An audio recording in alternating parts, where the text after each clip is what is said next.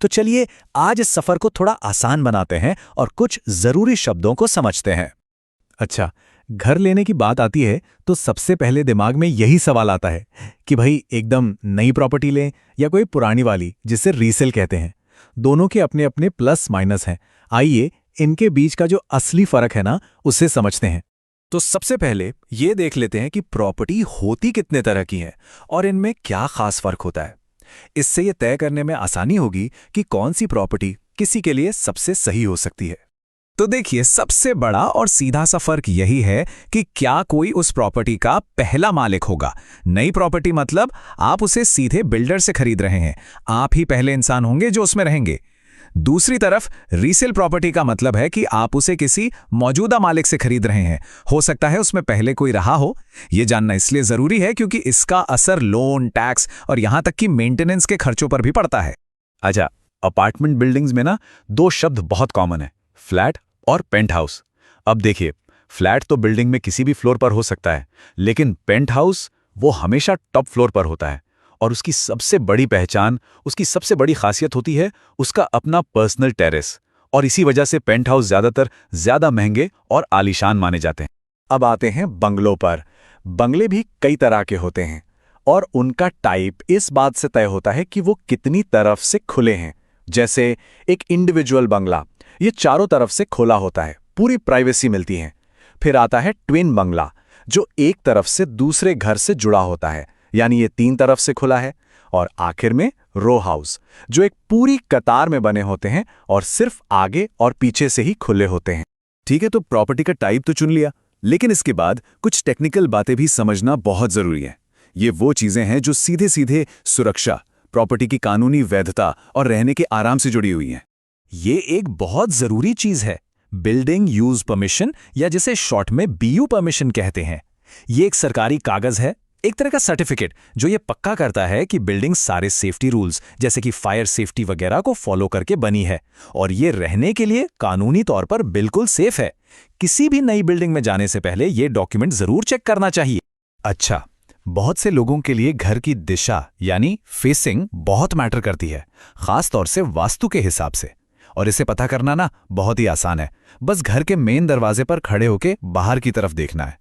जिस दिशा में चेहरा है वही घर की फेसिंग है। और एकदम सटीक दिशा जाननी हो तो फोन में कंपास ऐप का इस्तेमाल किया जा सकता है। किसी भी घर का जो अंदर का लुक एंड फील होता है ना, वो काफी कुछ उसकी फ्लोरिंग पर डिपेंड करता है। कई तरह की फ्लोरिंग होती है, जैसे मार्बल की शानदार चमक, या फिर लकड़ी की वो वार्म फीलिंग, या फिर आजकल चलने वाली डिजाइनर टाइल्स का मॉडर्न लुक। जब भी कोई प्रॉपर्टी देखने जाएं तो जमीन पर यानी फ्लोरिंग पर जरूर ध्यान देना चाहिए, क्योंकि ये घर के पूरे माहौल को बदल सकती है। आजकल के शहरों में पार्किंग तो भाई एक बहुत बड़ी सुविधा बन गई है, और ये भी दो तरह की होती है। एक होती है रिजर्व्ड, मतलब एक पार्किंग की जगह पक्की सिर्फ आपके लिए, और दूसरी होती है कॉमन, जहां पहले आओ पहले पाओ वाला सिस्टम चलता है। तो प्रॉपर्टी फाइनल करने से पहले ये साफ साफ पूछ लेना चाहिए कि पार्किंग किस तरह की मिल रही है। ओके, अब हम उस टॉपिक पर आ रहे हैं जहां सबसे ज्यादा कंफ्यूजन होता है और जहां एक एक्सपर्ट की सलाह सबसे ज्यादा मायने रखती है। जी हां, प्रॉपर्टी का एरिया। तो सवाल यह है कि जब कोई घर खरीदता है तो वो असलियत में किस जगह के लिए पैसे दे रहा है। और इसी कंफ्यूजन को खत्म करने के लिए रेरा ने एक स्टैंडर्ड परिभाषा दी है, रेरा कारपेट एरिया की। ये वो एरिया है जो असल में इस्तेमाल होता है, जिसमें घर की अंदरूनी दीवारों की मोटाई भी शामिल है। इन तीनों टर्म्स में फर्क समझना बेहद जरूरी है। रेरा कारपेट एरिया यानी घर के अंदर इस्तेमाल करने लायक जगह। बिल्टअप एरिया में घर की सारी दीवारें और बैल्कनी भी जुड़ जाती है, और सुपर बिल्टअप एरिया में लिफ्ट, लॉबी जैसे कॉमन एरिया का हिस्सा भी शामिल हो जाता है। सबसे पहले आता है एग्रीमेंट टू सेल, आम बोलचाल में इसे बनाकत भी कहते हैं।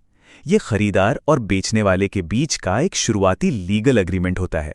इसमें सब कुछ लिखा होता है, प्रॉपर्टी की कीमत क्या है, पेमेंट कैसे और कब कब होगी, और बाकी सारी शर्तें। एक तरह से ये पूरी डील का ब्लूप्रिंट होता है। इसके बाद आता है फाइनल और सबसे जरूरी कागज, सेल डीड या दस्तावेज। ये वो लीगल डॉक्यूमेंट है जो प्रॉपर्टी का मालिकाना हक यानी ओनरशिप बेचने वाले से खरीदने वाले के नाम पर ट्रांसफर कर देता है। जब ये रजिस्ट्रार ऑफिस में रजिस्टर्ड हो जाता है, तब जाकर खरीदार कानूनी तौर पर उस प्रॉपर्टी का मालिक बनता है। और हां, अगर प्रॉपर्टी खरीदी बेची नहीं जा रही बल्कि किराए पर दी जा रही है, तो रेंट एग्रीमेंट सबसे जरूरी डॉक्यूमेंट है। ये मकान मालिक और किराएदार के बीच एक कॉन्ट्रैक्ट होता है। इसमें किराया कितना होगा, कितने समय के लिए होगा और सारे नियम कायदे साफ साफ लिखे होते हैं। इससे बाद में किसी भी तरह के झगड़े की गुंजाइश नहीं रहती। तो इन सारी बातों को समझने के बाद अगर कोई घर खरीदने निकलता है तो उसकी चेकलिस्ट में क्या-क्या होना चाहिए? ये एक छोटी सी चेकलिस्ट है, इसे हमेशा ध्यान में रखना चाहिए। सबसे पहले बीयू परमिशन जरूर मांगे। दूसरा, ये क्लियर करें कि पार्किंग रिजर्व्ड है या कॉमन। तीसरा, प्रोजेक्ट का रेरा रजिस्ट्रेशन नंबर जरूर वेरीफाई करें। और सबसे जरूरी, किसी भी कागज पर साइन करने से पहले उसे अच्छी तरह से पढ़ें। ये छोटे छोटे कदम किसी बड़ी मुसीबत से बचा सकते हैं। एक बहुत अच्छी बात कही गई है, रियल एस्टेट में सबसे कीमती संपत्ति जो कोई रख सकता है वो है ज्ञान। मतलब जितनी ज्यादा जानकारी होगी उतना ही अच्छा और सुरक्षित निवेश होगा।